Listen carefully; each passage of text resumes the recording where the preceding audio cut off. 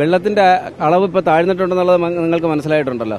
അപ്പോൾ നമുക്ക് ഡൈവ് ചെയ്യാൻ പറ്റാത്തൊരു കണ്ടീഷനാണ്. എന്നാൽ പോലും നമുക്ക് നിവർന്ന് നീക്കാൻ പറ്റാത്ത ഒരു അവസ്ഥയിൽ പോലും നമ്മൾ ഒരു കേവ് ഡൈവിങ്ങിൻ്റെ രീതിയിലാണ് ഇപ്പം വെള്ളത്തിൻ്റെ അടിയിലൂടെ ഏകദേശം 30 മീറ്ററോളം അകത്ത് പോയി നോക്കി.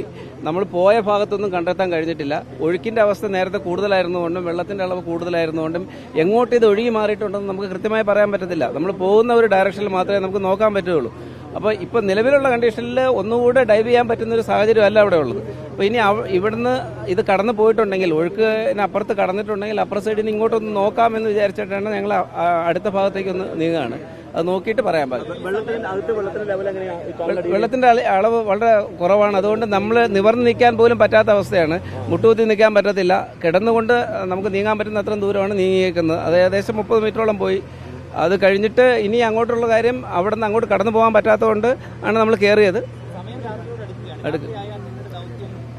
തൽക്കാലം നമുക്ക് നിർത്താനേ പറ്റുള്ളൂ. കാരണം കാഴ്ചയില്ലാത്തൊരു ഈ അവസ്ഥയിൽ പോലും ഇത്രയും ലൈറ്റ് ഉണ്ടായിരിക്കുന്ന, സൂര്യപ്രകാശം ഉണ്ടായിരിക്കുന്ന അവസ്ഥയിൽ പോലും നമുക്ക് അങ്ങോട്ട് കടന്ന് കാണാനോ ഒന്നും പറ്റാത്ത അവസ്ഥയാണ്.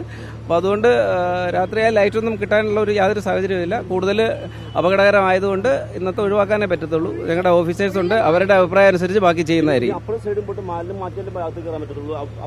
അല്ല, കുറച്ച് മാറ്റിയിട്ടുള്ള ഭാഗമുണ്ട്, അവിടെ നോക്കാമെന്ന് വിചാരിച്ചിട്ടാണ്.